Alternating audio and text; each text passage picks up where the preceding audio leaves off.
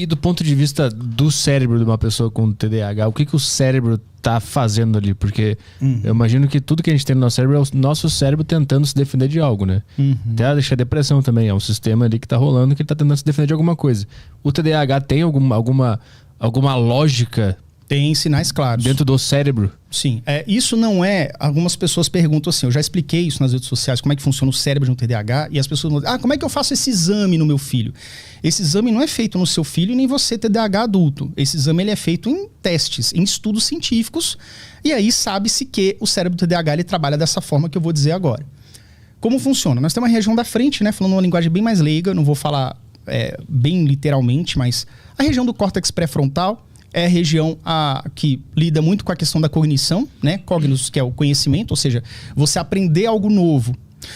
Um exemplo que eu gosto de dar é o seguinte, por exemplo, geralmente a gente tira a carteira com carro manual. Aquele carro 1.0, aquele Celtinha lá 1.0. Aí você, anos depois, caraca, comprei um carro automático. Se você nunca andou num carro automático, você vai apanhar pelo menos uns 10 minutos ali. Porra, D, R, cadê a embreagem? Você vai juntar um conhecimento passado, que fica nessa parte, vamos dizer, anterior, né? Essa parte de... Anterior não, posterior do cérebro. E com o conhecimento que você está vendo agora. Que é, beleza, eu estou num carro, eu sei que se eu apertar o freio, ele freia. Se eu apertar o acelerador, tem que ser devagar. Não posso pisar com tudo, porque senão ele arranca. Você já tem esse conhecimento prévio. Mas você tem ali uma questão da sua memória operacional trabalhando, assimilando conhecimentos novos junto com os conhecimentos antigos, fazendo com que você aprenda a dirigir um carro automático rapidamente. Para que isso funcione bem, essa porção do córtex pré-frontal ela tem que estar bem abastecida com um dos neurotransmissores bem conhecidos e bem presentes, que é a dopamina. Via de regra, pessoas que têm TDAH, elas têm a dopamina tônica abaixo, essa produção ela abaixo, né? A dopamina tônica é aquela que é produzida um pouco gota a gota ao longo do dia. É para que a coisa funcione minimamente. A dopamina fásica, que é aquela quando você está diante de algo que você gosta pra caramba, que você tem muito interesse, você pula, quer fazer logo, aí ela eleva-se a níveis praticamente normais. O problema está nessa fase tônica, que é 90% do tempo. É por isso que muitas pessoas com TDAH, pais com filhos TDAH geralmente percebem isso e falam assim, pô, mas como assim? Esse menino é o rei do videogame. Ninguém bate nele no Street Fighter. Eu era muito bom de Street Fighter 2, entendeu? Então, lá no Super Nintendo, quando eu jogava, eu acho que eu batia em quase todo mundo ali da rua, né? Mas, para isso, eu tinha muito interesse. Para isso, eu ficava até de madrugada, se ninguém me desse um freio jogando. Aquilo ali, dopamina fásica, recompensa imediata. Prazer imediato ali, chegando para você. Agora, quando você vai fazer uma tarefa desinteressante, aprender um conteúdo novo, você já não gosta muito de matemática. E aí você tá aprendendo função do segundo grau pela primeira vez. Você não tá entendendo nada. Tem um X agora. Não é só número, tem uma letra ali. Putz, que merda é essa? Ah, não, quer saber? Eu vou jogar videogame. Quer saber? Eu vou fazer outra coisa, vou abrir o tablet. Mas numa pessoa normal, como é que tá funcionando a dopamina numa atividade desinteressante? Tipo, aprender matemática? É uma quantidade maior. É por isso que a dopamina tá muito envolvida na questão de você entrar em ação. De você ter uma motivação suficiente para você entrar em ação. Então, é aquilo que eu falei. Uma criança neurotípica, aquele exemplo que eu falei do menino que chega 14 horas. Ele quer jogar videogame, que é muito mais legal. Mas ele sabe que tem obrigações também. Então, na hora que ele tá ali jogando videogame, já passou 10 minutos, ele sabe que se daqui 2 horas a mãe dele chegar e ele não tiver feito alguma coisa, o pau vai comer.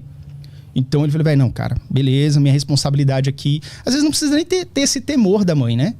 Às vezes é uma questão de autorresponsabilidade mesmo, ele consegue alternar entre essas tarefas. E aí ele vai, para e sabe o que tem que fazer. Não é apenas você entrar em ação no sentido de você parar de fazer o que é interessante, o videogame, para você fazer a tarefa de casa. Mas também entra nessa questão de você alternar tarefas a qualquer momento.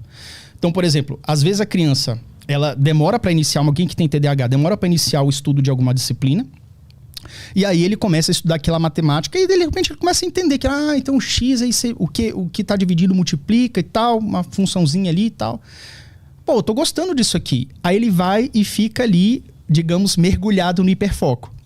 Então, ele pega uma tarefa que é desinteressante, no transcorrer da atividade, ele começa a aprender, começa a ficar, pô, legal isso aqui, tô gostando disso aqui, tô aprendendo a fazer isso aqui. Ele começa a criar gosto. Quando ele cria gosto, aquilo motiva ele. Com a motivação, você eleva a dopamina. Então, o menino que tem muita resistência para iniciar, o ímã positivo que não consegue se aproximar, de repente ele gosta, aquilo começa a mudar a polaridade E aí ele gruda naquilo. Também é um defeito. As pessoas falam... defeito assim, uma dificuldade. As pessoas falam sobre hiperfoco como se fosse uma coisa necessariamente positiva. E não é. Porque às vezes se você hiperfoca numa coisa, mesmo que seja boa... Cara, gostei de matemática, gostei de fazer função do primeiro grau. O cara fica só fazendo aquilo e esquece de fazer a tarefa de português, que também era para amanhã, que tinha que entregar amanhã. Então, essa dificuldade em alternar atividades é muito presente no TDAH também, e essa regulação dessa dopamina tônica, dessa presença dessa dopamina tônica em maior ou menor nível, dependendo da atividade que a criança ou o adolescente ou adulto esteja em contato, essa variação também causa esses sintomas e, por consequência, possíveis prejuízos. Então existe uma baixa fabricação de dopamina. Fabricação, digamos assim. Ela tá rolando em muito baixa escala ali.